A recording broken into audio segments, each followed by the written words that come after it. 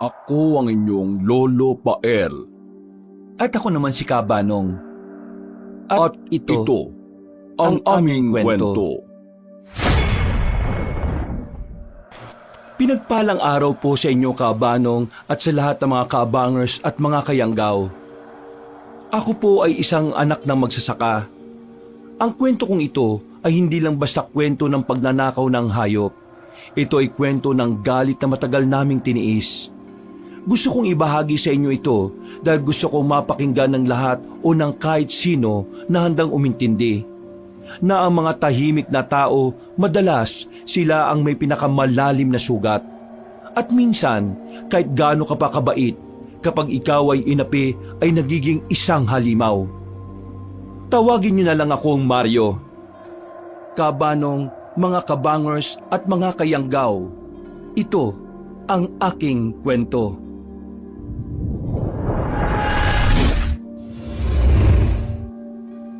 Bago nga pala magsimula ang ating kwento, sana'y mapindot nyo muna ang subscribe button at ang notification bell para lagi kayong nanonotify pag may bago tayong mga kwento. At huwag nyo rin kalilimutan mag-like at comment. Napakalaking tulong po ito sa ating channel para mas makapagatid pa kami sa inyo ng mga magaganda at mga nakakapangilabot na mga kwento. At ngayon, sa ating pagpapatuloy. Anak, tumayo ka na dyan. Nagluto na ako ng lugaw para sa almusal. Opo, Nay. May 2 minuto pa naman po ko eh.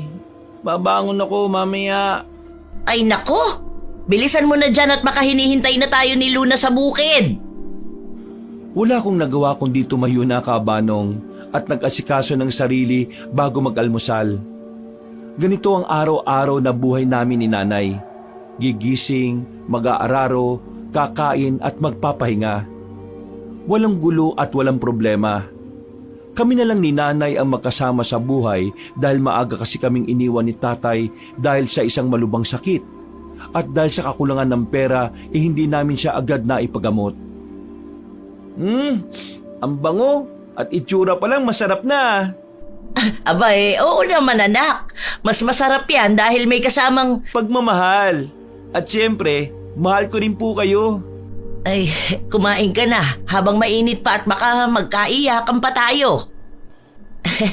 Ihahanda ko lang ang mga dadalhin natin sa bukid. Wala talagang katulad ng lugaw nyo, Nay. Sobrang sarap. Akala ko nga nagsasawa ka na sa lugaw eh. Hayaan mo at kapag marami tayong naani at naitindang gulay bibilhan kita ng fried chicken sa bayan. Wag na po, Nay. Mga kailangan na lang po natin sa bukid at dito sa bahay. Kalasa rin naman po ng mga palakang bukid ang manok eh. Talagang maswerte kami ng tatay mo sa'yo. Hindi ka mapaghanap ng mga bagay na wala sa atin. Binata na po ko para hingin pa ang mga bagay na hindi naman natin kailangan masyado. Sayang nga lang at hindi ka man lang nakatuntong ng kolehiyo dahil sa hirap ng buhay na meron tayo. Hindi na po kailangan, Nay. Marunong naman akong bumasa at sumulat kaya okay na yon. Importante, natutulungan kita dito sa bukid. At saka, ikaw ang yaman ko, no? Salamat anak. Napakabait mong bata. Nang matapos kami ng almusal ni Nanay, ay agad ako nagpalit ng damit na pantrabaho sa bukid. Mabibilad na naman kasi kami ni Nanay sa sikat ng araw. Nang masiguro na namin ang lahat ay nakahanda na, isinara ko na ang pinto at naglakad na kami patungo sa sakahan. Sa araw na yon ay kakaiba ang lamig ng simoy ng hangin. Napakaraming ibon ngayon ah. At saka, mababa ang lipad nila. Mukhang uulan mamayang gabi ah. Aba oo nga ano. Kaya kailangan natin madaliin ang trabaho sa bukid para maihanda natin ang mga pananim.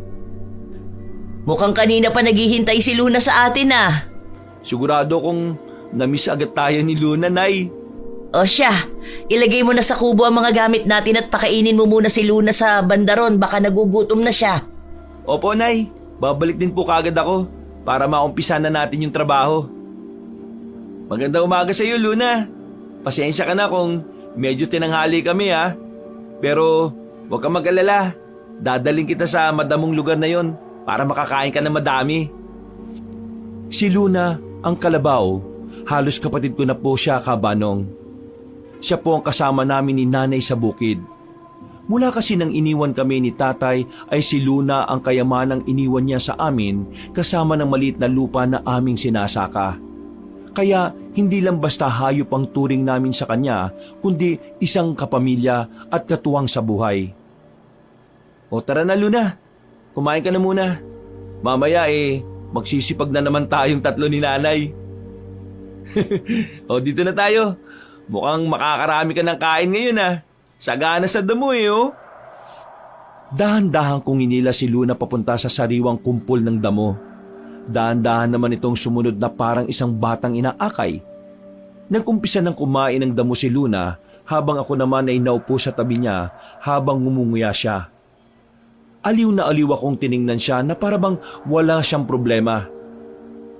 Buti ka pa Luna, damo lang masaya ka na. Kami ni nanay, eto, hanggang ngayon lumalaban pa rin sa buhay. Kaya huwag kang mawawala sa amin Ikaw na lang ang meron kami. Uy, bakit ka huminto? Busog ka na ba kagad? Huwag mo sabihing nagda-diet ka na rin Sige na, kumain ka lang. Nandito lang naman ako Ano? Sigurado ko ba na busog ka na? Baka nahihiya ka lang at ayaw mong matawag na masiba. Ako lang naman ito Tawang-tawa ko nang makita kong ipinilig ni Luna ang kanyang ulo na parabang sinasabing ayaw na niya talaga. Bumalik kami sa sakahan.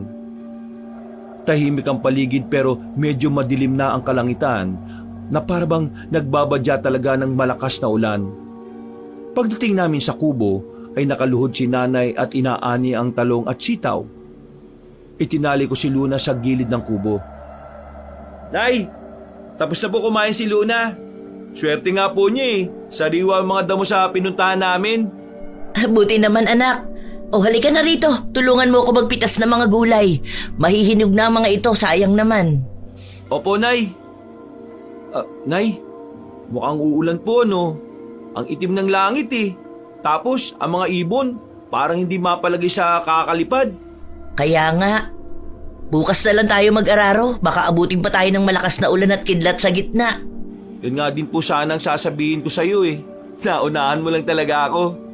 Kaya bilisan na natin at makaabutan pa tayo ng ulan dito. Mahihirapan tayong makauwi. Matutuwa na naman ang mga pananim dahil sa madidiligan sila ng tubig ulan. Sana nga magbunga ng madami ang mga gulay natin at ang mga itatanim nating mga palay. Maswerte pa rin talaga tayo. At kahit paano iniwanan tayo ng tatay mo ng lupang isasaka. Tapos may Luna pa tayong katuwang sa bukid at sa buhay. Kaya hindi lang basta hayop at katulong sa bukid si Luna, kundi isang yaman na dapat nating ingatan. Si Luna at ang sakahan na ito na lang ang meron tayo. Kaya dapat ingatan at pahalagahan talaga natin. Oo naman, Nay. Baka kapag pinabayaan natin multihin tayo ni tatay. Ikaw talaga puro kamulto dyan. Bumabalik lang naman ang kaluluwa kapag may matinding dahilan. Natatandaan ko pa nung bata pa ako. Palagi nila akong tinatawag na anak na mangkukulam. Ang ganda-ganda nyo tapos sasabihin lang na mangkukulam kayo? Aba, hindi naman kapanipaniwala yun. Hayaan mo na lang sila. Saka bata ka pa nun. 18 years old ka na ngayon kaya kalimutan mo na yung mga nanloloko sa'yo dati. Pasensya na po kung naikwento ko ulit sa inyo hindi na po mauulit. Tapusin na natin ito at maaga tayong uuwi. Baka abutan na rin tayo ng malakas na ulan. Habang abala kami ni nanay sa pagpitas ng mga gulay ay biglang dumating si Mang Ino, ang matandang kapitbahay namin na tanging nag-iisang mabait sa amin ni nanay. Hingal na hingal ito na parabang kami talaga ang sinadya sa bukid. Oh, Mang Ino, bakit po ganyan ang itsura nyo? Teka lang po at kukuha ako ng tubig para makainom kayo. Saan po ba kayo nanggaling at pawis na pawis kayo? Ito po muna ang tubig Mang Ino. Maraming salamat dito sa tubig iho. Bakit po kayo napasugod dito? May kailangan po ba kayo sa amin ni nanay? Rosa, Maria, may ibabalita ako sa inyo.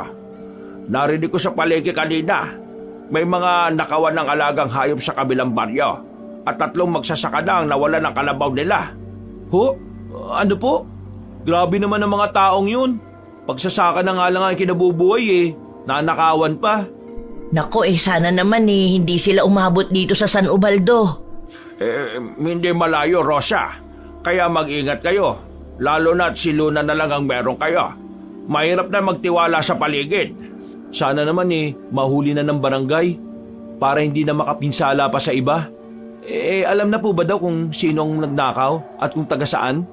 Wala nga eh. Pero may nakapagsabi na baka daw ibinenta na at kinatay na ng mga matador sa bayan. Bakit ba hindi na lang sila lumaban ng patas? Hindi yung nagnanakaw sila ng pinaghirapan ng iba. Iniisip ko nga na baka may makapangyarihang tao ang may hawak sa kanila. Kaya malakas ang loob nilang gawin yun eh. Sa bagay, kung ordinaryong mamamayan lang din naman ang kukuha nun sigurado kung may konsensya naman sila. Tama ka, iho. Dahil alam nila ang hirap ng buhay ng bawat tao dito sa barya. Kung sino man ang gumawa nun, napakawalang puso naman. Nakakalungkot lang at may mga ganitong tao pa rin sa mundo. Kaya nang malaman ko na may ganitong insidente, talagang sinadya ko kagad kayo dito sa bukid para mabalaan. Maraming salamat po sa pag-aalala nyo, Mang Ino. Walang anuman. Alam kong yan lang ang naiwan sa inyo ni Berting nang pumanaw ito. Kaya nagmamalasakit na ako para makapag-ingat kagad kayo. Huwag po kayong mag-alala at ilalagay ko sa ligtas na lugar si Luna para hindi siya madami sa kasalbahian ng mga taong yan. Siya. Mauna na ako sa inyo ha. At mukhang uulan pa ng malakas eh. Hindi pa ba kayo uuwing mag-ina? Maaga rin po kaming uuwi, Mang Ino. Siya nga po pala. Dalhin nyo na po itong kaunting gulay bilang pasasalamat sa pagmamalasakit ninyo. Hindi na, Rosa. Ang pagtulong ko hindi paghangad ng kahit na anong kapalit. Pero sige, dahil masama ang tumatanggi sa grasya bibit-bitin ko na rin ito. Maraming salamat dito ha. Walang anuman po. Mag-iingat po kayo sa daan, Mang Ino. Aaminin ko po kabanong sa mga oras na yon ay talagang kinabahan ako para sa alaga naming si Luna. Siya na lang ang meron kami at hinding-hindi ko papayagang may manalbahi sa kanya. Nang umalis si Mang Ino, ay kita ko rin ang pag-aalala sa mukha ni Nanay habang nakatingin sa alaga naming kalabaw. Kung dalhin na lang po kaya natin si Luna sa likod ng bahay natin, mas ligtas naman po siya dun Kahit yun din ang naiisip kong paraan, sigurado ako magrereklamo ang mga kapitbahay natin. Lalo na baka sirain ni Luna ang mga halaman nila doon. Tatali ko na lang po siya sa hindi niya maaabot na halaman. Dito na lang siguro si Luna, anak. Itali na lang natin siya ng maayos. Total dinig naman natin ang boses niya sa bahay natin. Sa bagay, malapit lang din naman po ang bahay natin dito sa bukid. At saka, lalabas-labas na lang po ako para tingnan siya mamayang gabi. Bilisan na natin at mukhang pabagsak na ang ulan. Pumapatak-patak na. Tumakbo ko sa kinaroroonan ni Luna at inayos ko ang pagkakatali niya. Dinoble ko pa ito ng makapal na lubid at itinali sa puno katabi ng kubong pahingahan namin. Si Nanay naman ay tapos na rin sa pagliligpit ng basket ng gulay at mga gamit na daladala namin. Tapos ka na ba dyan, anak? Opo, Nay. Naitali ko na po na maayos si Luna. Mabuti pa umuwi na tayo. Lumalakas na ang ulan. Huwag ka mag-alala, Luna, ha? Hindi ka nila makukuha. Basta umatungal ka ng malakas kapag may naramdaman kang kakaiba sa paligid, ha? Sa sandaling yun ay parang taong naintindihan ako ni Luna dahil sumagot ito sa bawat mga salitang sinasabi ko sa kanya. Medyo malakas na ang ulan na makauwi kami ni Nanay. Madilim ang paligid kahit tanghaling tapat pa lang naman. Malakas rin ang hangin mula sa malawak na bukirin. Sana naman hindi umabot ang mga masasamang loob na yun sa San Ubaldo. Kaya ipagdasal natin sa Panginoon na gabayan niya si Luna habang narito tayo sa bahay. Tsaka malay mo, binabantayan siya ni Tatay. At kapag may lumapit kay Luna malalagot talaga sila kay Tatay. Ginagawa mo talagang multo ang tatay mo. Kaya Tay, kapag nakikita mo palang nalalapit sila kay Luna pinguti mo na kagad sila sa tenga, ha? Sumapit ang gabi at hindi na nga napigilan na bumuhos ang malakas na ulan. Habang nasa silid ako naririnig ko ang malakas na ugong ng hangin kasabay ng kulog at kidlat. Napatayo ko nang biglang umungal si Luna ng malakas at tila may kinatatakutan. Anak, narinig mo ba si Luna? Opo, Nay. Ano po kayo nangyayari sa kanya? Baka natatakot lang sa lakas ng kulog at kidlat kaya umuungol. Hindi na ako nagdalawang isip pa agad na kumuha ng lampara at nagsuot ako ng kapote para puntahan si Luna sa bukid. Hindi kasi ako sanay na umaatungal siya ng ganong kalakas. Sinukbit ko rin ang aking itak at saka nagpaalam kay nanay. Anak, huwag ka na kayang lumabas. Baka mapano ka pa sa daan eh. Nay, sa kabilang kalsada lang naman po ang kasakahan natin eh. Kaya wag po kayo mag-alala. Titingnan ko lang po si Luna, tapos babalik ako kagad. Mag-ingat ka ha. Bumalik ka agad at baka tamaan ka ng kidlat sa bukid.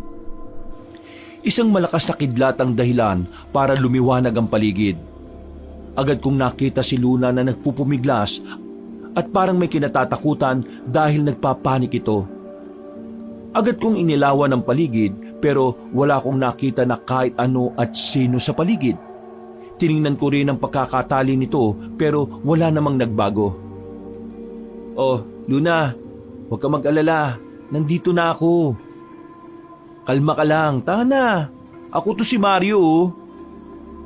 Ako to, si Mario. Sa oras na yun ay unti-unting kumalma si Luna habang hinahaplos ko ang ulo nito. Inayos ko ang pagkakatali niya at hinaplos-saplos ang kanyang katawan dahilan para lumugbok ito at tumahimik na. Nang masiguro ko na okay na si Luna, ay bumagsak na ako sa bahay. Naroon naman si nanay sa harap ng pinto at bakas ang pag-aalala sa mukha niya. Sinabi ko kay nanay na ayos lang si Luna sa bukid kaya nawala ang kaba niya. Habang pinakikiramdaman ko ang paligid, ay hindi ko namalaya na nakatulog na pala ako.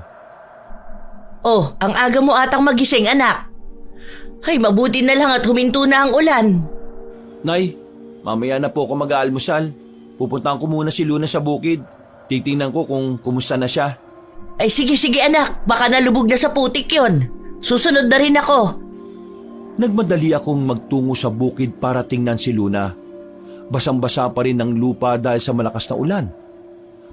Pagdating ko po roon kabanong, ay kinabahan ako dahil wala si Luna sa pwesto niya tapos putulang lubid. Hindi basta napigtas lang, kundi may mga marka na parang hinatak si Luna sa lupa. Tanging kapiraso ng bakal na tali at kapirasong lubid ang nakasabit pa sa puno. Luna! Nasaan ka? Nandito na ako! Hindi maaari ito. Sigurado ako nandito lang si Luna. Maria, ano nangyayari? Bakit sumisigaw ka? Mangino, si Luna po nawawala. Ano? Nawawala?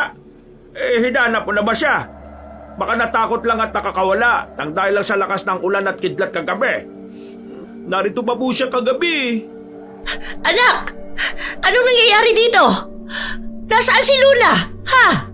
Nay, nawawala po si Luna. Ano? Nawawala? Hinanap mo na ba?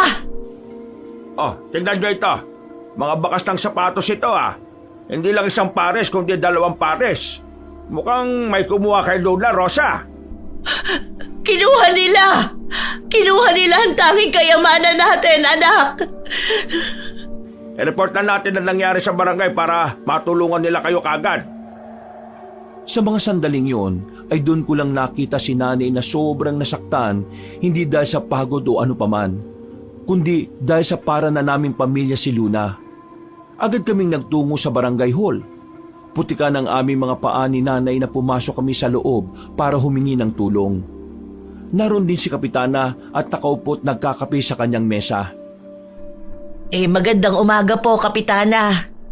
Pakitulungan naman po kami. Ninakaw po kasi ang kalabaw namin Oo nga po, Kapitana. At hindi kami pwede magkamali na ninakaw talaga yon dahil sa mga bakas ng sapatos sa putik. Kalabaw niya? O baka naman pabaya kayo kaya nawala? Sa tanda mo na yan, Rosa. Dapat marunong ka na mag-ingat sa pag-aari ninyo Kaya nga po lumapit kami dito sa inyo. Baka sakaling matulungan niyo po kami. Kung gusto mo, Rosa, papautangin na lang kita para makabayad ka sa pag-aararo mo ng bukid mo. Pero siyempre, may patong na ito. Hindi po namin kailangan ng pera ninyo, Kapitana. Ang kailangan po namin ay tulungan nyo kaming mahanap ang mga magnanakaw na kumuha sa kalabaw namin. Aba, kayo na nga pinapautang ayaw nyo pa.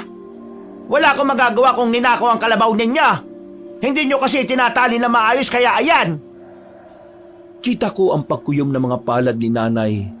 Alam kong galit na ito sa mga oras na yon. Matalim akong tumingin kay Kapitana habang nagtatawanan ng mga kawani ng barangay. Hinawakan ko ang kamay ni nanay para pakalmahin ang galit niya. Bigo kaming lumabas ng barangay hall para makahingi ng tulong. Pasensya na kayo, Rosa. Kung may magagawa lang sana ako tutulungan ko kayo na mahanap ang kalabaw. Maraming salamat po, Mang Ino, sa malasakit niyo sa amin ni nanay. Ako na po ang bahala sa paghahanap kay Luna. Pagbabayaran nila ang ginawa nilang ito sa pamilya natin. Ano pong ibig niyo sabihin, Nay? Ay, wala anak. Sige, mauuna na akong pumasok sa loob. Ganito na lang, Mario. Bukas, sasamahan kita sa palengke sa bayan. Titingnan natin kung makikita natin si Luna doon. Ibig niyo pong sabihin baka ibinenta si Luna para katayin sa palengke? Pwedeng ganun na nga, iho.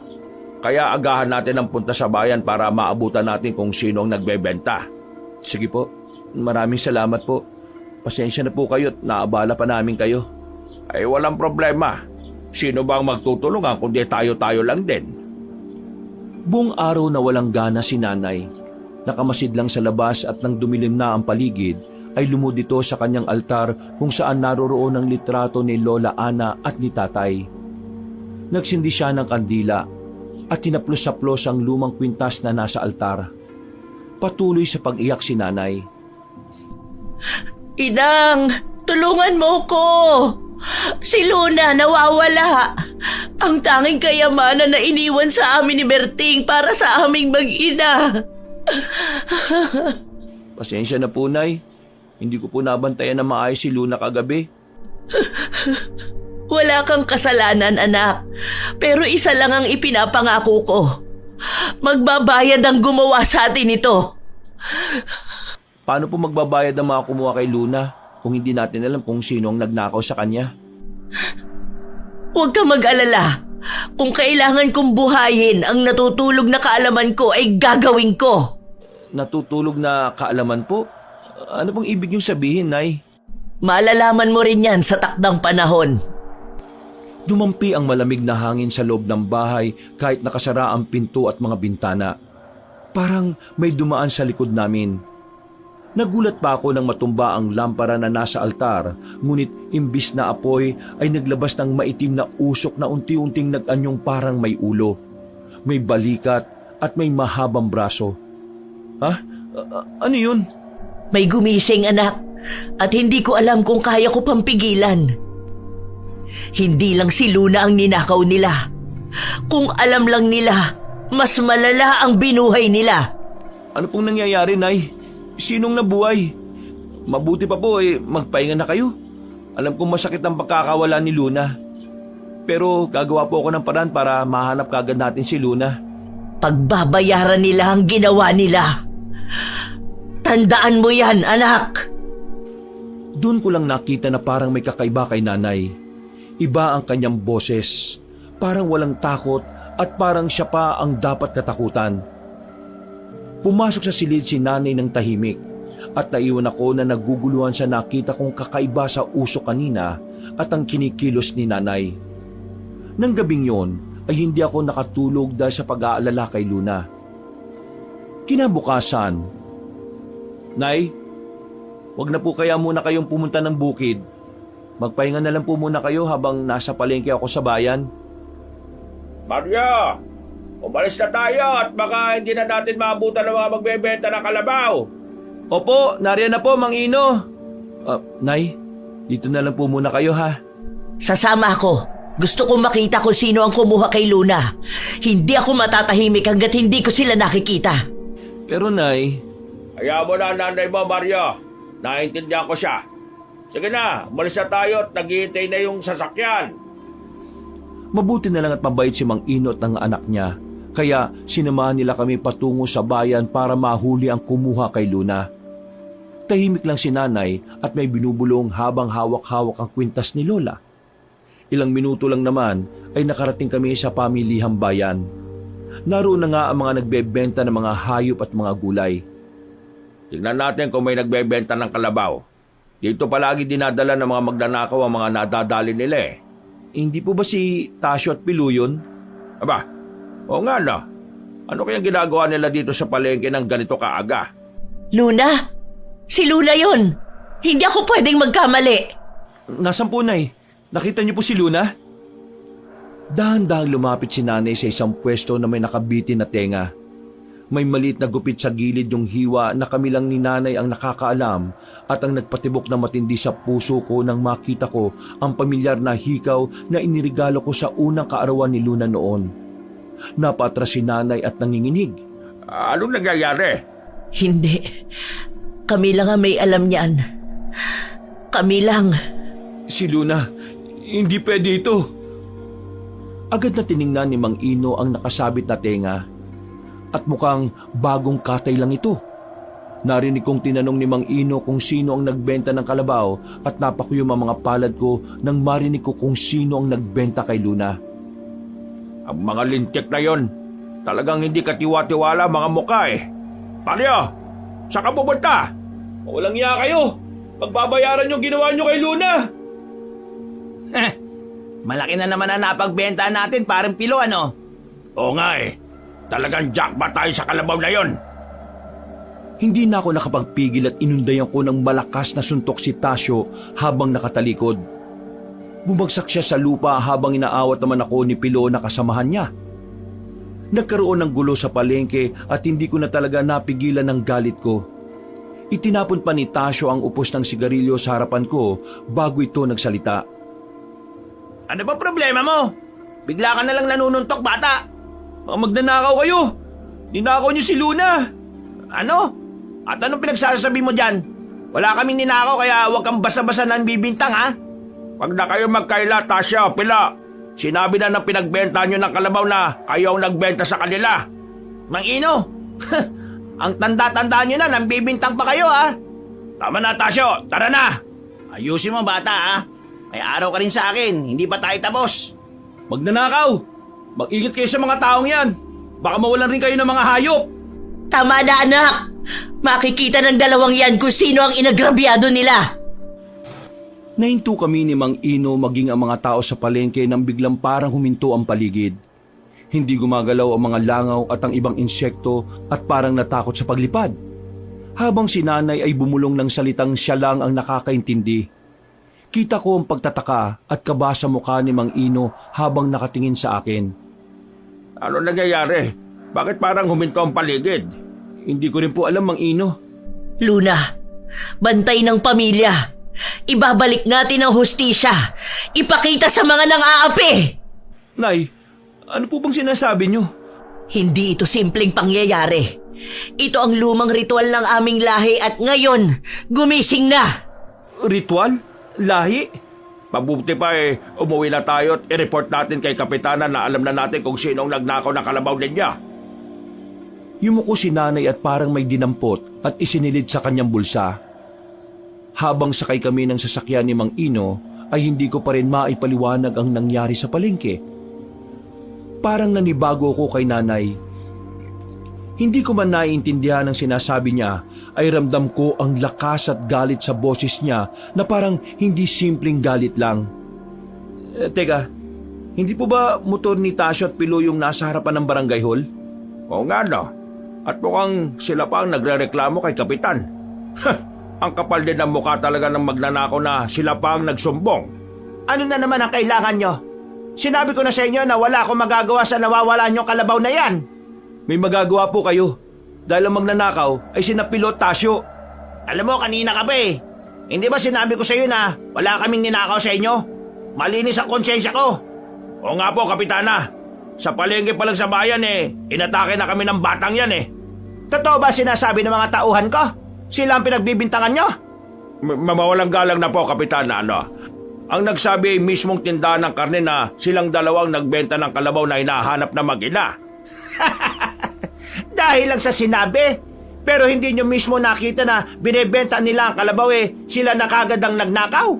Ino naman, Parang tumatanda ka at ang paurong yan ah. Anak, umuwi na tayo.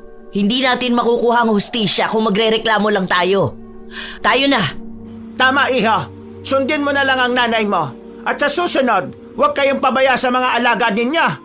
Ay, sorry, nag-iisa nga lang palang kalabaw na yon. Inis na inis ako kay Kapitana Tinding ng mga sandaling yon, Kabanong. Dahil parang wala itong pakialam at kinakampihan pa ang mga magnanakaw. Bago kami umalis, ay tiningnan muna ni nanay silang lahat ng masama. At Kabanong, iba po talaga ang naramdaman kong kilabot sa kakaibang ngiti ni nanay. Parang hindi siya ang nanay ko. Paano? Uuwi na ako. Nalulungkot ako sa sinapit ni Luna. Maraming salamat po, Mang Ino. Salamat din po sa anak niyo sa pagsiservice sa atin kanina. Hindi na po kami personal na nakapagpasalamat. Ay, walang anuman, iho.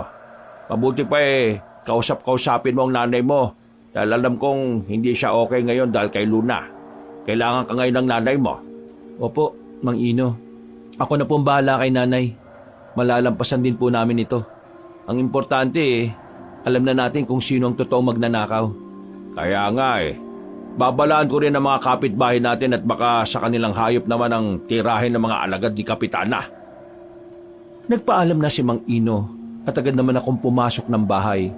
Nakaupo lang si nanay at tulala at bakas na bakas ang galit at pagod sa mga nangyayari. Parehas bigo ang mga puso namin sa pagkawala ni Luna dahil alam namin na kailanman ay hindi na namin siya makakasama. Tahimik ang loob ng bahay at paligid.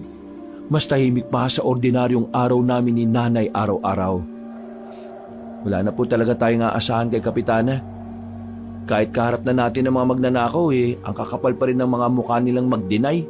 Hindi pa ito ang huli, anak. Ito pa lang ang simula sa ginawa nila. Hindi lang basta simula, kundi pagbabalik. Kanina niyo pa po yan sinasabi na Gusto niyo po bang magpahinga na lang muna? Anak, may mga bagay na hindi ko sinasabi sa'yo. Mga bagay na dapat sana'y hindi na muli pang lalabas, pero ano po? kung ano man ang nagising ngayong araw, yon ang kapangyarihang itinatago ko sa'yo buong buhay mo. Hindi ko alam kung anong magiging reaksyon ko sa mga sinasabi ni nanay sa akin. Naramdaman ko ang pagbigat ng hangin at hindi lang yon dahil may kasama itong amoy ng lupa. Humawak sa dibdib niya si nanay at tumingin sa kanyang maliit na altar. Kinabukasan ay maaga kaming nagising ni nanay at ramdam ko ang kaibahan ng mga araw na may luna pang naghihintay sa amin sa bukid. Kinabukasan, Nay, pupunta po ba kayo sa bukid? Oo anak, kailangan nating ituloy ang buhay kahit wala na si Luna. Mas magiging malungkot ang tatay mo kung pati ang sakahan pababayaan na rin natin. Nang umagang yon, hindi ko maiwasang maging masaya kahit mabigat pa rin ang pagkawala ni Luna. Kailangan kasi namin magpatuloy sa buhay dahil ang bukid na lang ang pinagkukunan namin ng pang-araw-araw ni nanay. Nagbihis lang ako ng damit pambukid at sabay na kaming umalis ni nanay. Pupunta na ba kagad kayong mag-ina sa bukid? Opo, Mang Ino. Kahit mabigat at malungkot pa rin dahil wala na si Luna kailangan namin magpatuloy. Kung gusto nyo ipapairam ko muna sa inyo yung isa ko pang kalabaw sa kabilang baryo para naman may katuwang pa rin kayo. Hindi na po kailangan, Mang Ino. Babalik si Luna at gumising na siya. Paano? Pagpasensya niyo na po si nanay. Pati nga po ako medyo naguguluhan na sa mga ikinikilos at sinasabi niya Maaring dahil sa pagkawala yun ni Luna. Alam mo naman na yun lang ang alaala ng tatay mo sa inyo tapos sinalbahe pa ng mga lokong yon. Mukhang mahirap na po namin makuha ang hustisya para kay Luna. Kung mukhang si Kapitana pa po ang boss ng mga magnanakaw na yun. Malamang tama ang hinala ko na may humahawak nga sa mga magnanakaw na yan At hindi malayong si Kapitana nga yun. Ang malas lang ng baryo San Ubaldo na ang leader pa ang gumagawa ng masama sa mga tao dito. Sana nga po, wala nang sumunod pa na nakawan dito sa atin. Kawawa naman ang mga maliliit na magsasaka kung nanakawan pa sila. Kaya nga Ay nako. At kung sa akin nila gagawin yan malalagot talaga sila sa akin.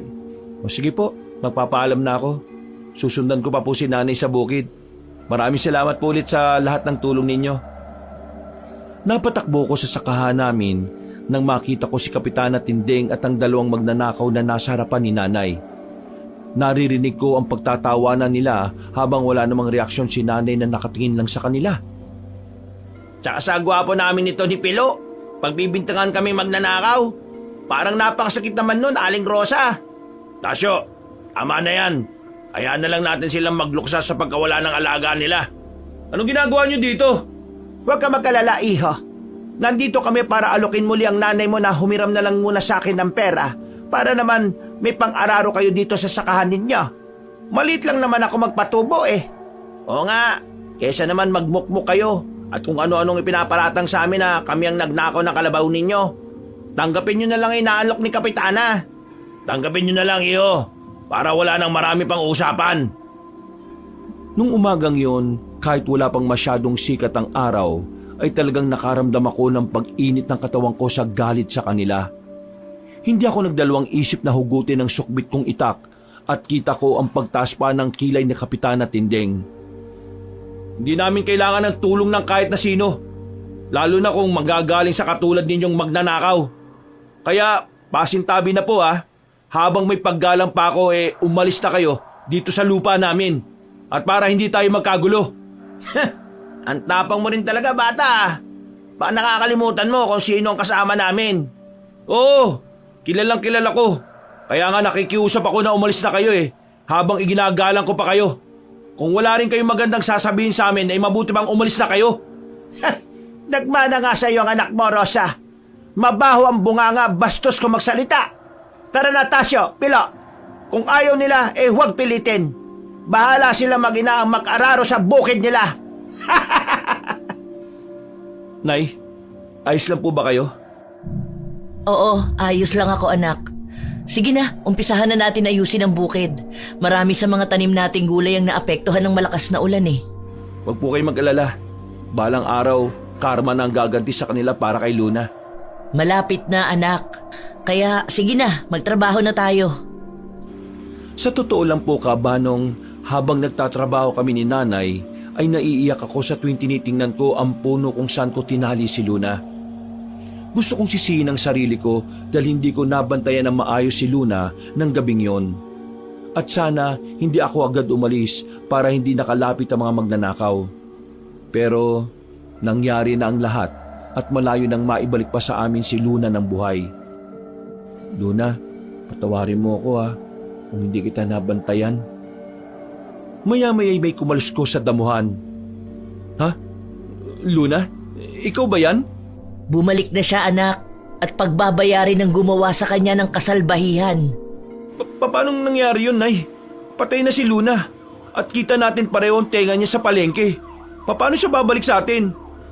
Mahirap man pong tanggapin pero kailangan na natin patahimikin si Luna, Nay. Sigurado ko kasama na siya ni Tatay at ni Lola sa kaharian. Walang tatahimik hanggat hindi ko sila napaparusahan. Ano po bang mga sinasabi niyo, Nay? Ipaluwanag niyo nga po sa akin at paano mo sila paparusahan? Isusuplong po ba natin sila sa pulis? Pero isa lang naman ang sasabihin nila sa atin na sa barangay muna tayo lumapit, di ba? Buhay ang kinuha nila kaya buhay din ang magiging kapalit. Huwag ka na lang makialam anak. Ako na ang bahala. Sige na, umuwi na tayo at mukhang wala rin naman tayong matatapos na trabaho ngayong araw. Hindi ko alam kung anong mas mabigat, yung galit ko sa pagkawala ni Luna o ang lungkot ng nanay ko. Ramdam ko na masyado siyang naapektuhan sa nangyari kaya kung ano-ano na ang naiisip niyang gawin para ipaghiganti si Luna. Pero nung gabing yon, may nasaksiyan akong kakaiba sa ginawa ni nanay. Na nakaramdam ako ng kilabot at matinding takot.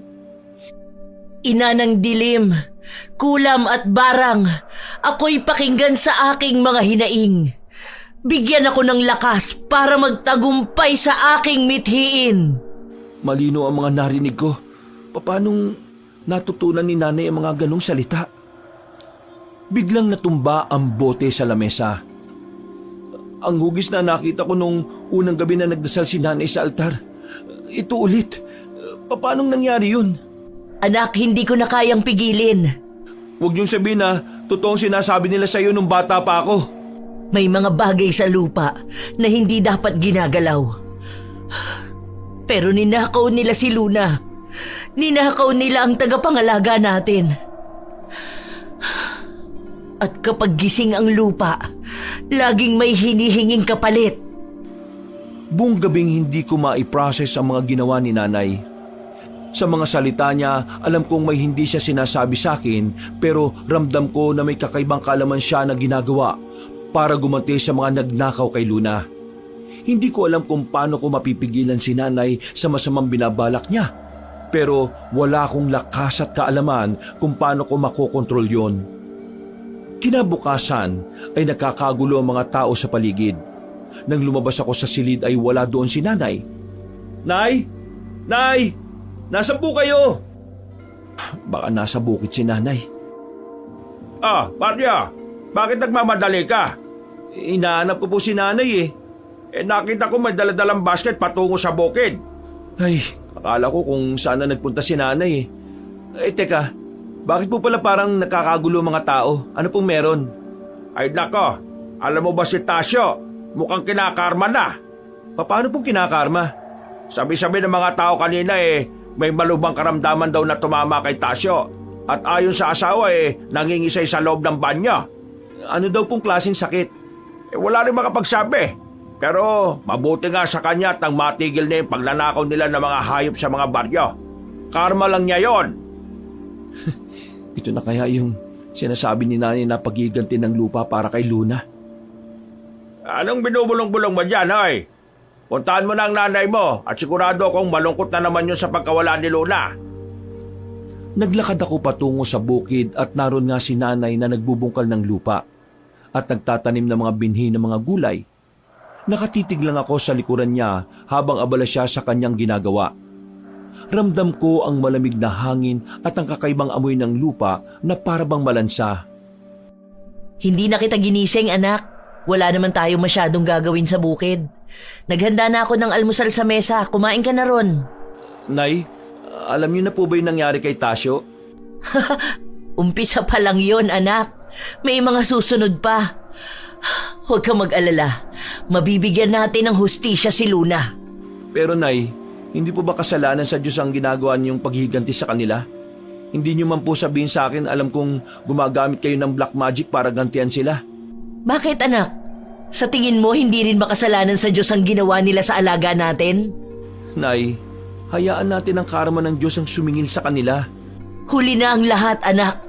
Nag-uumpisa na ang pagbawi ng lupa at hindi ko na yun mapipigilan pa. Huwag niyong gawing masama ang sarili niyo para sa mga masasamang taong kagaya nila. Nay naman, alam ko makokontrol niyo pa ang sumpa na ibinigay niyo sa kanila. Sige na po, ayoko mapahama kayo eh. Hindi ako mapapahamak, anak. Alam ko ang ginawa ko. Nararapat lang sa kanila yan. Maria, Rosa, mabuti na lang at naabutan ko kayo dito. Bakit po, Mang Ino? May nangyari po ba? Nahanap kayo ni Kapitana Tinding Sinasabi nila na kayo daw mag-ina ang posibleng gumawa ng kakaiba kay Tasyo. At bakit naman daw po kami ang sisisihin nila tungkol sa nangyari kay Tasyo? Hindi ko rin alam. Kakaiba ang nangyari sa kanya Parang sinasakal lang hindi nakikitang nila lang. Kaya habang wala pa sila umalis na muna kayo at magtago baka kung anong gawin nila sa inyong mag-ina. Hindi po kami aalis dito, Mang Ino. Wala kaming ginagawang masama kaya hindi ako natatakot sa kanila. Pero Nay, Hindi man lang nakinig sa amin si inay. Nagtungo lang ito sa sakahan at nagbungkal ng lupa para sa kanyang mga bagong binhi ng gulay. Aalis na sana si Mang Ino nang maaninag at marinig namin ng mga taong paparating. Nako, mukhang nariyan na sila, Kapitana. At kasama pa talaga si Tasyo. Hay! Nasa! Anong ginawa mo kay Tasyo, ha? bakit pong nanay kong pinagbibintangan nyo dun sa nangyari kay Tasyo? Hindi ba't kayo lang naman ang nanay mo ang may galit kay Tasyo dahil pinagbibintangan nyo na sila ang nagnakaw ng kalabaw ninyo? Hindi porket galit kami sa magnanakaw, ako na ang gumawa niyang kay Tasyo. Alam mo ang totoo, Kapitana, kung sino ang totoong biktima dito. Hindi po ba? Kapitana naman, sila na nga ang ninakawan sila pa ang lalabas na masama. At paano kayo nakakasiguro na si Rosa o si Mario nga ang gumawa niyang kay Tasyo? Di ba sinabihan nyo rin silang dalawa na hindi naman nila nakita na sila Pilot Tasyo ang nagbenta ng kalabaw doon sa tindera? Kaya hindi kayo naniwala. May nakapagsabi sa amin, Mang Ino, na nakikita si Aling Rosa sa kanilang bahay na nakaluhod at nagdarasal. Ano, Pilo? Nagdarasal habang nakaluhod? Abay, Kristiyano ka ba? Opo. Sa loob ba ng simbahan ng mga taong nagdarasal doon hindi lumuluhod? Sabihin mo nga sa akin na mali ang tanong ko sa iyo. Bakit ba palagi mo nalang ipinagtatanggol ang mag-inang yan, Ina? Dahil mali ang paratang mo sa kanila, Kapitana. Ikaw ang leader ng baryo pero parang ikaw pa ang gumagawa ng gulo sa mga nasasakupan mo. Tama na yan! Layuan mo na ako! Hindi ko na kaya! Tasyo, ano nangyayari sa'yo? Narinig ko na naman ang yabag ng kalabaw. Tumatakbo sa tenga ko. Sa sandaling yun ay nahinto at natakot na ang lahat ng biglang may lumabas na mga bangaw sa bibig, mata at ilong ni Tasyo habang nakahawak sa kanyang leeg at tila ba sinasakal ang sarili. Nagkagulo ang mga naroon. Ang iba ay sinasabing nasa niba ng demonyo si Tasyo at ang iba naman ay nabarang daw. Habang nakakagulo ay napatingin ako kay nanay na hinihimas ang kanyang suot na anting-anting ni Lola. Diyos ko, Tasyo, ano nangyayari sa'yo? Bakit may mga bago na lumalabas sa katawan mo? Dali na natin siya sa ospital. Dali! Baka kung anong sakit ang meron sa kanya, baka makahawa pa. Hindi kaya barang ang nangyayari kay Tasyo. Ganito nangyari sa kaibigan ng tatay ko noon Nilalabasan ng insektong katawan hanggang sa bawian ng buhay. Sinisingil lang siya ng lupa. At iyan ang unang singil. Anong pagsingil ang sinasabi ng nanay mo? May kinalaman ba siya sa nangyayaring ito, Mario? Wala po. Alam niyo naman po na maraming ninakawan ng kalabaw si Tasyo at malamang sinisingil na siya ng karma niya. Sa bagay, sa dami ng ninakawan nila ng hayop baka karma na ang gumaganti para sa mga taong inagrabyado nila. Sana lang wala nang sumunod pa. Oo nga po, nakakaawa naman po si Tasyo at kailangan niya na rin sigurong tanggapin ang karma na nakahain sa kanya. Ang bawat sakit at pang-aagrabyado sa kapwa ay may kaukulang parusa at ang lupa na ang bahalang maningil sa kanila. Kung bara nga yun, talagang malaki ang sumpa at galit sa kanya ng gumawa nun. Lumipas pa ang mga araw at binawian na rin ng buhay si Tasyo dahil sa walang makuwang finding sa mga doktor kung ano ang nangyayari sa kanya. Mas lalong naging mainit ang mata sa amin ni Kapitana Tinding at ng ilang mga taong kampi sa kanya. Alam kong si nanay ang may gawa nun, pero alam kong ginawa lang niya yon dahil sa matinding galit at hindi ko siya basta masisisi kahit alam kong mali ang ginagawa niyang pagganti. Salamat naman po sa Diyos, Nay. Kahit wala po tayong palay at alagang kalaboy, sobrang hitik naman yung mga bunga ng mga gulay natin. Dahil yan sa pagmamahal natin sa ginagawa natin at sa ating lupa. Pakiusap ko lang, Nay, na tigilan niyo na po yung pagganti sa kanila. Tama na ang pagkawala ni Tasyo. Sigurado kong pinagbabayaran na niya yung mga kasalanan niya. Talagang ayaw mong lubayan ng mga tauhan ko, Rosa. Pinatay mo na si Tasyo. Ngayon naman si Pilo na wala ng boses. Bakit niyo po ba sa amin sinisisi ang lahat? Dahil ilang beses na may nakakita sa nanay mo na nakaluhod at tila sumasamba sa lupa. Isa lang ang ibig sabihin, bruha ang nanay mo. Grabe naman po ata kayo, Kapitana. Wala po kayong karapatang sabihan at tawagin ang nanay ko ng ganyan. Itong tandaan niyo, mag-ina. Sa oras na may mangyari pang masama sa mga tao ko o anuman dito sa baryo, malalagot kayo sa mga tao. Kanya-kanyang bulungan ng mga tao habang nakatingin sa amin si nanay. Habang wala naman ako makitang anumang reaksyon sa mukha ni nanay na natatakot siya o nababahala sa pwedeng gawin sa amin ng mga tao. Wala kaming imikan na dalawa habang nagtatanim at nag-harvest ng mga gulay. Tila ba parehas kaming nakikiramdam sa isa't isa. Nagsisimula na ang pangalawang pagbawi ng lupa sa mga may sala. Pwede ba, Nay? Tama na. Hindi ba kayo natatakot na mapahamak tayong dalawa sa mga tao? Hindi tayo tatantanan ni Kapitana hanggat hindi nila napapatunayan ang paratang nila sa inyo. Gaya ng sinasabi ko sa'yo, wala na akong magagawa dahil hindi ko na kontrolado ang mga nangyayari sa kanila. Tapos ano? Mamamatay rin po si Pilo? Kung pwede ko nga lang bawiin sa lupang sinasabi niyo yung sumpa gagawin ko para matigil na ito Hindi tayo masamang tao, Nay. Alam kong mahirap at hindi pa natin matanggap na wala na si Luna pero mali ito. Anong pinagtatalunan niyo mag-ina dyan? Napadaan lang ako para silipin ng mga alaga kong manok sa lote ko dahil baka kulang na rin eh. Wala po, Mang Ino. May pinag-uusapan lang po kami ng nanay ko. Narinig niyo na ba yung balita tungkol kay Pilo? Nawalan daw ng boses parang naging pipi. Siguro iisa lang ang gumawa ng barang sa kanila. At alam kong kahit mali yun kinakarma na talaga sila. Sabi nga din po ni Kapitana. At kami na naman ang pinagbibintangan nila. Ay, pambira talaga si Kapitana. Ano yon? Lahat ng mangyayari sa baryo sa inyo sisisi. Parang may mali naman yata doon. Nararapat lang yun sa kanila. Pinagbabayaran lang nila ang kanilang mga kasalanan. Kumusta ka na pala, Rosa? Tanggapin mo na inaalok kong ipahiram ang kalabaw ko sa iyo para makapagsimula na kayo makapagtanim ng palay. Huwag na po, Mang Ino. Ang palaging pagsuporta po ninyo sa aming mag-ina ay malaking tulong na. At tatanawin ko po yung malaking utang na loob. Basta kung kakailanganin nyo sabihan nyo lang ako ha, para maipadala ko dito sa San Ubaldo. Sige po, maraming salamat po, Mang Ino. Ang dami na po naming pagkakautang sa inyo Para ko ng kapatid ng nanay mo at parang ikaw naman pamangking ko. Mabuti na lang at may Mang Ino kaming laging handang magbigay ng tulong sa amin ni nanay. Kinagabihan, habang nagbabasa ako ng paborito kong comics ay nakaamoy ako ng amoy basang lupa at tunog ng mga yabag ng hayop sa labas ng bahay. Paglabas ko ay naroon si nanay sa kanyang maliit na altar at nakatitig lang sa mga larawan. O bakit hindi ka pa natutulog? Maaga pa tayo maglalako ng gulay sa baryo.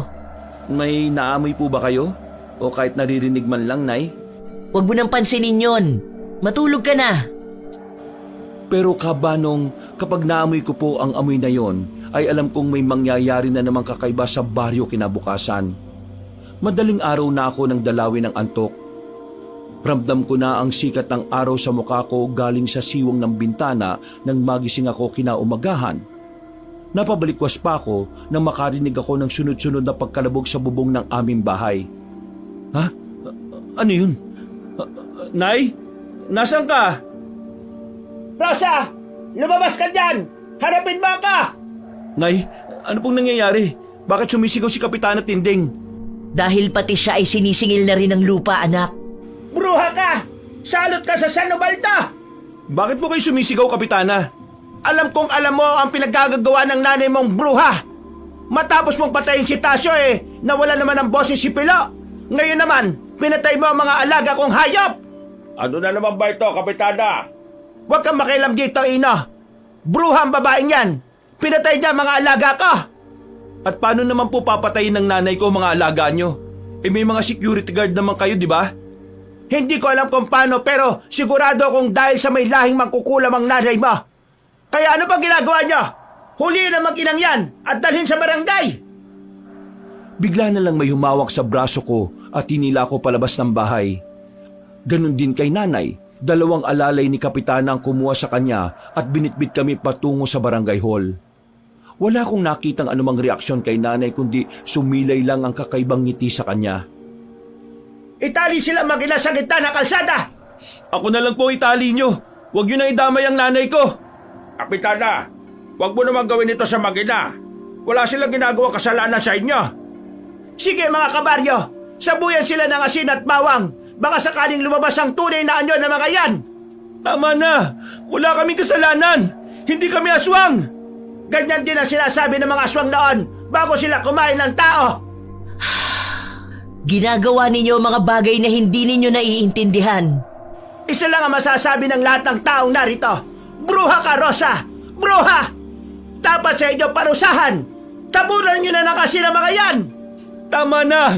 Hindi kami masama at lalong hindi kami aswang! Pasensya na kayong mag-ina. Wala akong magawa. Lahat ng tao ay naniniwala kay Kapitana. Wala kayong dapat ihingi ng pasensya, Mang Ino.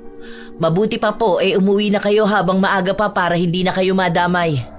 Anong ibig niyo sabihin, Nay? May mangyayari pa po bang hindi maganda? Ano bang sinasabi mo, Rosa? Ilang araw na kitang napapansin na parang hindi na ikaw yan na. Simula na mawala si Luna sa inyong mag-ina. Dahil lang narito ngayon ay ang sumpa ng lupa, Mang Ino. Alam kong hindi nyo to maiintindihan pero hanggat hindi pa lubos na nagigising ang sumpa, iligtas na ninyo ang inyong sarili at huwag na huwag ninyong bubuksan ang pinto at bintana. Sige na po, Mang Ino. Sundin niyo na lang po sinasabi ni nanay. Kami na pong bahala dito. Nang makaalis si Mang Ino, ay biglang nagdilim ang paligid kahit sikat na sikat ang araw nang itali nila kami sa gitna ng kalsada. Kita ko sa mga mukha ng mga taga-baryo ang pagtataka habang nakatingin sa langit. Maya-maya pa'y narinig ng lahat ang tunog ng mga bangaw at nagsiliparan nito sa kinaroroonan namin ni nanay. Nay, ikaw po ba may gawa nito? Hindi na ako ang nanay mo. Ako ang may hawak ng sumpa ng lupa. At pagbabayaran nila ang ginawa nila sa inyo. Sinasabi ko na nga ba totoong bruha ka, Rosa! Hindi nga ako nagkamali na ikaw ang gumagawa ng lahat ng nangyayari sa San Ubaldo. Kami ang biktima dito at hindi kami ang masama. Ninakaw ng mga tauhan mong alaga naming si Luna. Kaya kung may masama man dito, kayo yon. At talagang iniiba mo ang usapan, ha? Dapat sa mga katulad ng nanay mo na bruha ay mawala. Sige, tapunan na nga sila mga yan. Huwag kayong matakot! Hindi ko maipaliwanag ang pangyayaring yon nang biglang tumilapon ng mga timba ng asin sa lupa at mas dumami ang mga insektong nasa paligid. Nagsigawan ng mga tao at nagsipagtakbuhan. Tanging si Kapitana at ang kanyang mga alalay na lang ang natira habang nanatili kaming nakatali ni nanay. Pinatunayan mo lang talaga na bruha ka, Rosa! Kagaya ka rin talaga ng tatay mo. Masamang tao at mapanlinlang sa kapwa. Ano? Paano mo nakilalang tatay ko, ha? Dahil ang tatay mo ang pumatay sa asawa ko. Tindeng, katulad ka rin ng tatay mo na mapanglamang sa kapwa at abusado sa kapangyarihan. Hindi na si nanay ang kasama ko. Pero sino? Biglang lumabas sa likod ni nanay ang isang anino na may mahabang kamay kaparehas ng nakita ko noon sa altar habang nagdarasal ng hindi maintindihan na salita si nanay. Matalim ang tingin ni nanay kay Kapitana at tila galit na galit. Maya-maya lang ay mas kinabahan ako nang maramdaman kong parang lumindol. Nay, lumilindol! Apo, huwag kang mag-alala. Bahagi yan ng sumpa ng lupa para sa mga taong lumapastangan sa inyo pati na rin kay Luna. Lola Ana, paano nangyari yun na nasa katawan kayo ni nanay? Dahil ang nanay mo ang nagmana ng aking dugong mambabarang. Sinasabi ko na nga ba't barang nga ang nangyari kay Pilo at Tasyo? Pati na rin sa mga alaga kong hayop. Wala kayong kasing sama, Rosa! Alam na namin na ikaw ang boss at leader ni Pilo at Tasyo na mga nagnakaw ng hayop ng iba para ibenta sa palengke. Hindi ba't mas masama ang ginagawa nyo? Wala akong kinalaman sa mga nakawan na nangyayari sa baryo at sa karatig, kaya wag mo akong pagbibintangan. Ha? Ano yan? Tingnan niyo kung anong klaseng hayop ang naglalakad na yan. Narito ako para pagbayarin ng lahat ng may sala at susunod ka na doon, Tindeng! Hindi mo ako mapapatay, Rosa. Alam na ng lahat kung anong tunay mo katauhan. Bruha na mambabarang. Hindi ka lang mambabarang, aswang ka rin, Rosa. Bakit? Natatakot ka na ba, Kapitana Tindeng? Pagbabayaran niyo ang ginawa niyo sa nag-iisang yaman ng anak at apo ko! Hindi ko maipaliwanag kung paano nangyari ang lahat ng yon, pero mas nalinawan na ako sa ibig sabihin ni nanay na hindi na niya kontrolado ang sumpa dahil yung pala ay si Lola Ana na ang kumukontrol sa katauhan ni nanay. Nagsipagtakbuhan na ang mga tao nang mas lumaki ang anino ng nilalang na nasa likod ng katawan ni nanay. Anong klaseng nilalang yan? Mang Ino, bakit pa po kayo bumalik? Si Pilo kasi patay na. Ano? Si Pilo? Bruha ka talaga, Rosa. Wala kang kasing sama. Dahil yan sa kasakiman at kawalangyaan ninyo, Kapitana Tindeng. Kung hindi nyo sana inuutusan ng mga alalay mo na magnakaw, di sana hindi nangyari sa kanila ito. Kung may dapat mang sisihin, ikaw yon. At talagang sa akin mo pa sinisisi kung bakit binarang mo ang mga tauhan ko? Tama naman si Rosa eh. Kung hindi nyo sana ninakaw ang kalabaw nila, walang ganitong pagganti. Pero sinagad nyo ang kabaitan nila at ginamit ang inyong kapangyarihan para kamuhian sila ng mga tao. Pinatay ng Rosa na yan si Tasyo at Pilo, pati ang mga alaga kong hayop, tapos sila pa ang kakampihan mo ngayon, Ino? Masyado ka na yatang nalaso na mag-ina na yan. Pakawalan mo na sila. Kung may totoong biktima rito silang mag-ina yon, hindi kayo. Ninakawan sila ng kabuhayan at hindi lang basta hayop kundi isang pamilya, Kapitana. Hindi, Ino. Kailangan nilang pagbayaran ng lahat ng ginawa nila. Salot sila mag-ina dito sa baryo. At hindi mo ba nakikita ang halimaw na nasa likod ni Rosa? Sumpa ng lupa! Huwag mong hayaang hindi namin makamit ang hustisya! Malakas na ugong ng hangin ang narinig ko, Kabanong. Nagpupumiglas ako sa pagkakatali para mapigilan si nanay sa kung anong gagawin niya. Ayokong tuluyan na siyang maging masama dahil sa maling paghiganti ni Lola gamit ang katawan ni nanay. Ngayon ay hindi lang yan ang matitikman nyo kung paano gumanti ang lupa. Nay, huwag niyong hayaang lamunin kayo ng galit sa nangyari kay Luna. Hindi kayo masamang tao. Hindi mo ba gusto na ipaghiganti ko kayo ng nanay mo, Apo? Lola, nakikiusap po ako. Huwag niyong gamitin ang katawan ni nanay para gumanti. Ang Diyos na po ang bahalang gumanti sa mga taong gumawa ng masama sa pamilya natin. Nakikiusap po ako. Hindi ko mapagbibigyan ng hinihiling mo, Apo. Ang sumpa ng lupa ay maniningil sa kanila sa ayaw at sa gusto mo. Anong nangyayari? Anong tunog yon? Mga yapak na mga kalabaw? Nandyan na sila? Biglang nagsisigaw si Kapitana Tinding na animoy nababaliw habang hawak-hawak ang kanyang tenga at isinisigaw na nariyan na ang mga yapak ng kalabaw. Naramdaman ko ang pagtanggal ni Mang Ino sa pagkakatali sa kamay ko.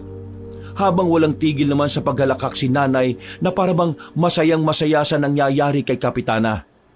Mukhang nababaliw na si Kapitana, Baryo. Hindi ko po alam kung paano ko pipigilan pa si nanay sa ginagawa nila ni Lola. Andyan na sila! Tumakbo na kayong lahat! Gagantihan nila tayo! Tumakbo pali si Kapitana Tinding habang patuloy pa rin sa pagsigaw. Nakita ko ang takot sa mukha ng natitirang alalay ni Kapitana. Habang hindi nila malaman kung susundan ba nila ito o hahayaan na lang nila. Wala nang tao sa labas ng kalsada. Ang lahat ay nagkulong sa kani-kanilang bahay dahil sa takot. Nay! Gumising po kayo! Labanan niyo kung ano man ang nasa katawan ninyo! Tama ng paghihiganti sa kanila! Anak, tulungan mo si Aling Rosa mo, dali! Dali natin siya sa kanila! Sa tulong ng panganay na anak ni Mang Ino, ay agad daming nadala si nanay sa aming bahay. Inihiga namin siya sa sala. Namumutla at pawis na pawis si nanay, kaya agad akong kumuha ng malinis na tuwalya para punasan siya. Sa kabilang banda, ay hindi ko nakitaan si Mang Ino at ng anak niya ng pagkatakot sa aming mag-ina. Sa kabila ng nalaman nilang si nanay ang may gawa ng mga kababalaghan sa Baryo San Ubaldo. Hayaan mo muna magpahinga ang nanay mo, iho. Pag nagising siya painumin mo kagad ng maligamgam na tubig para maimasmasan siya. Maraming salamat po, Mang Ino. Pasensya na po kung pati kayo nadamay sa gulo ng nangyayari sa amin. Gaya nga ng sabi ko, hindi na kayo iba sa akin ni Rosa. Ang lolo mo matalik na kaibigan ng tatay ko. Kaya parang pamilya na ang turing ko sa inyo. Ibig sabihin, alam niyo pong nakaraan ng pamilya ko? Hindi ko lubos na alam, iho. Pero nung bata pa ako sinasabi ni tatay na isang magaling na albularyo ang lolo mo sa kapanahunan nila. Ibig sabihin, si Lolo'y albularyo at si Lola ang mambabarang? Kahit kailan, walang ginawang masama sa mga tao ang lola mo. Kahit pa sabihin natin mangkukula mo, mambabarang pa ito. Napakabait nila. Hanggang sa bigla na lang silang namatay na mag-asawa. At sabi ng tatay ko, ang tatay ni Kapitana ang prime suspect noon. Pero dahil sa kakulangan ng hustisya, walang nangyari sa kaso ng lolo at lola mo. Kaya ngayon si Lola ang sumisingil sa kasalanan ng mga taong umagrabyado sa amin ngayon. Gano'n na nga siguro nangyari, iho. Pero kung tutuusin, tama lang ang ginawa ng lola mo sa mga taong yon. Ngayon, hindi na matatakot ang mga tao na manakawan sila ng mga alaga nilang hayop dahil wala na si Tasyo at si Pilo na tirador. Sang-ayon man ako sa sinabi ni Mang Ino, pero sa puso ko mali pa rin ang paghiganti gamit ang kasamaan, lalo't kamatayan ang naging kaparusahan. Wala pa ring malay si nanay hanggang sa dalawin na rin ako ng antok. Kinabukasan ay isa na namang kaguluhan ng lumaganap sa baryo. Magsipagtago kayo! Andyan na sila! Dalian nyo! Simula do kagabi, tumatakbo na si Kapitana Tinding sa bukid na parabang may hinahabol at ang masaklap hubot-hubad nitong tumatakbo. Hindi ko po alam kung paano ko siya matutulungan pero kahit si nanay, hindi rin niya makontrol ang sumpa na meron si Lola Ana. Totoo nga na ang kabaitan ng isang tao ay may hangganan. Dahil sa matinding galit ng lola mo at sobrang lungkot ng nanay mo muling nabuhay ang kanilang kakaibang kaalaban. Maya-maya'y nakarinig sila ng mga batang nagtatawanan. O mga bata, magsiuwi na kayo, dali! Masama ang ginagawa nyo na pagtawanan si Kapitana. Ngayon, hindi natin alam kung hanggang kailan magiging ganyan si Kapitana. Pero naawa rin ako sa kanya dahil matanda na siya tapos mawawala pa sa sarili. Yan na ang huling ganti ng sumpa ng lupa. Ang pagbayarin ang mga may sala. Nay, sana naman matapos na ang nangyayaring kakaiba sa baryo. Alam kong malaki ang pagkakasala sa atin ni Kapitana. Pero ayoko makita siyang nagkakaganyan. Kasi parang wala na rin po tayong pinakaiba sa kasamaan nila. Tama ang anak mo, Rosa. Alam ko ang pinagmula ng pamilya mo at alam kong hindi kayo masama. Ang tatay ni Kapitana ang pumatay sa nanay at tatay ko noon. Dahil lang sa kasakiman ni Don Gustavo sa lupa. Hindi ko man lang nakasama ng matagal ang mga magulang ko. Alam kong masakit yun para sa'yo. Pero matagal na ang pangyayaring yon, Rosa. Hayaan mong palayain na ang galit ng mga magulang mo sa kanila. At totoong anak ako ng manggagamot at mambabarang ng lupa. At si Luna ang bantay ng dugo. Ang tanging tagaprotekta ng aming pamilya pero pinatay din nila si Luna. Narinig ng mga taong sinabing yon ni Nanay. May mga nakisimpatya at naawa sa sinapit ng pamilya ni Nanay noon. At meron din namang hindi pa rin naniniwala na mabuting tao si Nanay Rosa. Walang humpay sa kakasigaw at kakatakbo si Kapitana Tinding na tila isang kalabaw sa gitna ng bukid. Habang inaalalayan ng kanyang mga tauhan. Hanggang kailan po magiging ganyan si Kapitana, Nay? Hindi ko alam, anak. Gustuhin ko mang pigilan, pero sa gabi hindi ko nahawak ang sarili ko. Hindi na ako ang nagmamay-ari ng katawan ko. Kung ako kaya ang magmakaawa kay Lola, Nay, siguro naman pakikinggan niya ako. Ang espiritu ni Nanay at Luna ang humahawak sa katawan ko. At hindi ko alam kung pakikinggan ka ng lola mo. Dahil ang ganti ng sumpa ng lupa ay hindi na kailanman nababawi hanggat hindi ito natatapos sa kanyang pagsingil. Bitiwan niya ako! Masaya ang maglaro dito sa bukid! Kayong lahat, hindi niyo ba ako sasamahan dito? Wala na. Tuluyan ang nasiraan ng bait si Kapitana.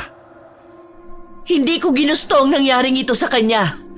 Nang magdasal ako at humingi ng tulong kay Nanay, ay hindi ito ang ninanais ko, kundi ang parusahan lang at konsensyahin sila para maibalik si Luna. Pero nang umagang malaman natin na pinatay nila ang nag-iisang yaman natin, ay parang kusang lumabas ang sumpa ng lupa sa puso ko. Alam ko na mabuti kang tao, Rosa. Kayo ang biktima ng kasamaan ng grupo ni Kapitana. Kaya ang mismong galit sa puso mo ang nagbigay ng signal sa nagtatago mong kaalaman. Ganun na nga po ang nangyari, Mang Ino. Nang malaman ko ang tungkol sa mga kakaibang kaalaman ng mga magulang ko, noon ay hindi ko hinangad na manahin at gamitin ang kanilang galing dahil alam ko sa sarili ko na baka hindi ko ito makontrol ng tama. At ito na nga po ang nangyayari ngayon, Nay. Wala na kaming ibang naiisip na gawin para maputol ang sumpa. Habang naghahanda ako ng hapunan ng gabing yon, ay naririnig ko ang kakaibang atungal ng kalabaw at ang muling pagsimoy ng amoy lupa. Napatingin ako kay Nanay at alam kong si Lola na ang nasa katawan niya, kaya tahimik at nakatulala lang si Nanay. Ang huling hagupit ng sumpa ay magaganap na. Lumakas pa ang simoy ng hangin. Sigurado akong may kakaiba na namang mangyayari sa paligid. Matatapos na ang kasamaan sa buong San Ubaldo. Ang paghahari ng angka ng mga magnanakaw ay magtatapos na. At sana nga po, ito nang huli, Lola. Palayain niyo na po yung galit niyo sa kanila. Para sa amin ni Nanay. Alam kong gusto niyo lang po kaming ipagtanggol. Pero kaya na po namin ito ni Nanay. Huwag kang mag-alala. Ang huling ganti ng sumpa ay mawawala na at magiging malaya na kayo, Apo. Hindi ko man po kayo nakilala. Alam ko na napakabuti niyong lola at nanay kay Nanay Rosa. At hindi ko po kayo ikakaya kahit na kailan. Isang nakakakilabot na sigaw ang kanilang narinig. Tapos na, Apo. Makakapamuhay na kayo ng nanay mo ng matiwasay at walang kinatatakutan. Sa sandaling yun po, Kabanong, ay nakita ko na tila may maitim na usok ang lumabas sa katawan ni nanay at sa huling pagkakataon ay nakita ko ang imahe ni Luna sa usok na yon. Parang nagising naman si nanay sa isang mahabang panaginip nang tuluyan ng mawala ang kakaibang itim na usok na yon. Kumain na tayo, anak. Mukhang masarap ang niluto kong ginisang sardinas. Nay, ikaw na po ba yan? Oo, anak, ako na ito. Tapos na ang sumpa ng lupa. Naramdaman ko nang umalis na si nanay at si Luna sa mundo natin. Tapos na ang lahat. Babalik na tayo ulit sa dati, Nay. Oo, anak. Masama man ang ginawang pagganti ng aking lahi sa nangyari, nagpapasalamat pa rin ako sa kanila dahil iniisip pa rin nila ang katarungan na hindi natin makuha sa legal na paraan. Kinabukasan ay maaga kaming nagtungo ni nanay sa bukid para muling magsimula ng panibagong buhay. Dala-dala ang bagong pag-asa, naabutan namin na napakaraming tao sa aming sakahan at ang iba ay masama ang tingin sa amin habang papalapit kami sa kubo. Nay, ano po kaya ang meron? Bakit parang nasa sakahan natin ang lahat ng mga tao? Rosa, magugulat kayo sa nangyari. Ano po bang nangyari, Mang Ino? Diyos ko, si Kapitana Tinding po ba yan? Oo, at nakita na lang ng mga kabaryo natin na nakatali si Kapitana sa puno na para bang isang kalabaw. Diyos ko po, hindi ko alam na si Kapitana palang narinig kong nakakakilabot na sigaw nung gabi. Narinig rin namin ang sigaw na yon, Maria. Pero mas pinili naming manahimik na lang at baka mapahamak rin kami. Yan na ang huling ganti ng sumpa ni nanay sa kanya. Tumawag na ako ng kapulisan para mapuntahan nila ang pangyayaring ito. Huwag kayong mag-alala dahil hindi kayo masasangkot sa nangyari sa kanya. Pero paano po natin may papaliwanag sa kanila kung bakit po sa lupang sakahan namin siya nakatali? Marami makakapagsabi na nawawala sa katinuan si Kapitana Tinding. At malamang siya mismo ang nagtali sa kanyang sarili. Hanggat wala tayong ginagawang masama, anak, hindi tayo ang mapaparusahan. Parang kumain din siya ng lupa dahil sa puno ng lupa ang bibig niya. Wawa naman po siya, Mang Ino. Mas patuloy na magiging kawawa ang San Ubaldo kung siya pa rin ang mamumuno sa atin. Leader na walang ibang ninais kundi ang gamitin ng kanyang kapangyarihan sa panlalamang sa kapwa. Tama si Mang Ino. Kung hindi nangyari sa atin ang ganitong sumpa, hindi titigil si Kapitana at ang mga tauhan niya na gumawa ng masama. Mabuti na rin ang nangyari sa kanila. Habang sumisikat ang araw sa buong San Ubaldo, ay isang nakatitindig balahibong eksena ang nasaksihan ng lahat. Si Kapitana Tinding ay nakatali ang mga kamay at paa na nakaposisyon na parang isang kalabaw. Nakadapa sa lupa, nakausli ang leeg at wala ng buhay. Marumi ang kanyang muka na tila ba pilit siyang kumakain ng lupa bago mamatay. Dumating na ang mga kapulisan. Asamaan ko kayo mag-ina. Huwag kayong matakot. Hindi kayo ang pumatay kay Kapitana. Maraming salamat po, Mang Ino, sa palaging pagtulong niyo sa amin ni Nanay. Ikaw po ang gabay namin ni Nanay dito sa San Ubaldo. Dahil mas kilala ko kayo kaysa sa ibang tao, Maria. Isang pamilya na tayo at handa akong tulungan kayo sa lahat ng oras. Dinala kami sa police station sa bayan para sagutin ang mga ilang katanungan. Gaya ng ipinangako ni Mang Ino ay tinulungan niya kami sa mga kung anong dapat naming gawin. Wala namang ebidensya na nagpapatunay na kami nga ni Nanay ang pumatay kay Kapitana dahil wala silang nakitang footprints o fingerprints namin ni Nanay. Maliban sa bakas ng paa ng isang hayop sa lupa na tila ba humila kay Kapitana hanggang sa mamatay siya.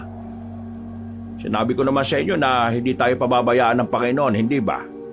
Hindi niya pinayagan na malagay kayo sa panganib dahil wala kayong kasalanan. Mabuti pa'y umuwi na tayo. Medyo hindi maganda ang pakiramdam ko na narito pa tayo sa presinto. Tamang-tama at nariyan na pala ang anak ko. Tara, sumakay na kayo ron. Ngayon wala na po si Kapitana. Ano na po mangyayari sa San Ubaldo? Sigurado kong kukunin ng mga natitirang opisyal ang pagpapasya sa mga tao kung sino ang bagong uupo sa barangay hall. Sana kayo na lang po, Mang Ino, para hindi na po mangyari ang nangyari nun sa amin. Matanda na ako, iho. Hindi ko nakakayanin pang magpatakbo sa San Ubaldo. Lumipas sa mga araw simula nang mawala si Kapitana Tinding, ang ibang mga kapitbahay humingi ng patawad sa amin ni Nanay dahil sa maling paratang at ang pagkaladkad sa amin noon na utos ni Kapitana Tinding. Nang umagang yon, ay nakatayo kami sa lupain ni Kapitana na ang dating malawak at malinis na lupain ngayon ay tila naging abandonadong sementeryo ng mga tuyong halamang matutulis. Sa tingin niyo po, may bibili pa ng lupain ito? Sabi-sabi sa barangay may mayayamang mga negosyante ang tumitingin sa lupa na yan, pero ni isa walang gustong bumili. Dahil po siguro sa kakaibang matutulis at magagaspang na halamang tumubo sa lupa. Kaya hindi nila nagustuhan ng lupa. Bukod dyan, sinasabi rin ng mga bahay na malapit dito naririnig nila na may umaatungal na kalabaw sa gabi kahit wala namang anumang hayop sa paligid. Mismong ang lupa na ang humatol. Pinapanatili pa rin ng lupa ang parusa para wala ng mga has na gumawa ng masama sa kapwa. Mabuti nga kung ganun, Rosa. Para matakot ang mga tao na may balak pang gumawa ng masama. Matindi po talaga ang naging aral ng pangyayaring ito kay Kapitana na walang kasamaan ng mangingibabaw kapag ang sumpa ng lupa ang naningil ng kabayaran. Simula noon ay walang sino man ang tumirang kamag-anak ni Kapitana, bumili o lumapit man lang sa lupain na yon. Gabi-gabi pa rin kasing nakakarinig ang mga bahay na malapit roon ng yabag ng kalabaw at ang nakakatakot pa ay gumagalaw daw ang matutulis na damo na parabang may nagbabantay pa rin sa lupain. Tahimik na ulit, Nay. Kailangan pa ba nating umalis dito? Oo, anak. Hindi natin hiniling ang paghihiganti pero palaging may nakikinig sa inaapi. Hindi man tayo lumaban ng marahas pero may lumaban para sa atin. Si Lola Ana at si Luna. Pero sa tingin mo, Nay, tapos na ba ang lahat? Ang kasamaan, anak. Laging may kapalit. Pero ang mabuti, lagi ring may proteksyon. Basta't hindi ka gagawa ng mali, hindi ka pababayaan ng lupa. Maya-maya'y may kumatok sa pinto. Nay, si Mang Ino po. Oh, ano? Hindi ko na ba talaga kayo mapipigilang mag-ina? Gusto po naming magsimula ulit ng anak ko sa panibagong pahina ng aming buhay. Hindi po namin malilimutan ang kabutihan ninyo sa aming mag-ina, Mang Ino. Tama lang ang desisyon ninyo. Marami ng mga mata ang nakatingin sa inyo dito. Lalo't alam nilang may kakaiba sa lupa at espiritu na pumoprotekta sa inyo. Pero ayoko naman na palayo-layo pa kayo. Kaya may lugar ako sa kabilang baryo. Malinis, tahimik at walang mangi-istorbo sa inyo ron. Talaga po, Mang Ino? Pwede po kami doon? Abay, oo naman. At sa inyo ko na ipaubaya ang lupang yon. Ramdam kong mas magiging okay kayo doon. Mang Ino, hindi ko po alam kung paano ako magpapasalamat sa inyo. Hindi naman ako tumutulong dahil may kapalit Matagal ko na kayong kilala. Mabuti kayong tao. Nagkataon lang na may mga taong hindi naging mabuti sa inyo. O sige na, at ihatid ko na kayo ron. Ipinakita sa amin ni Mang Ino ang lupain.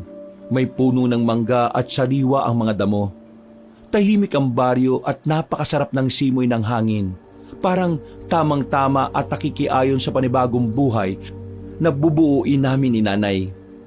Hindi man namin nakalimutan ang sugat ng nakaraan at pagkawala ni Luna sa amin, ay napatunayan namin na may mga taong kagaya ni Mang Ino na handang tumulong kahit walang kapalit.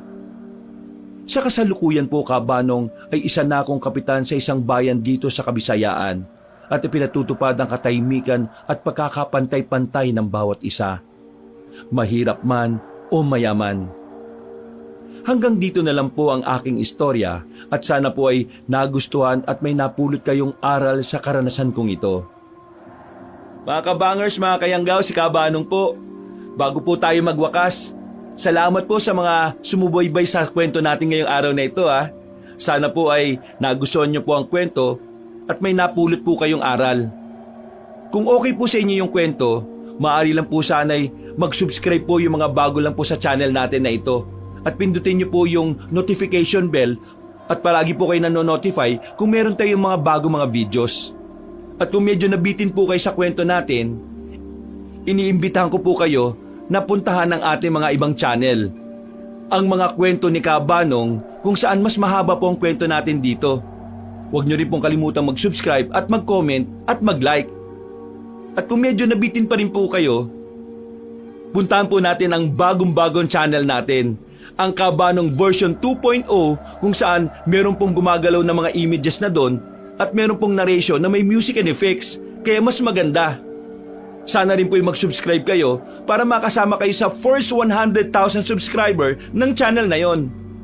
At para hindi po kayo mahirapan sa paghahanap ng mga channel na ito, ilalagay po namin sa description o sa pin comment ang mga link ng mga channels. Hanggang sa susunod na kwento, wakas! Ako ang inyong Lolo Pael. At ako naman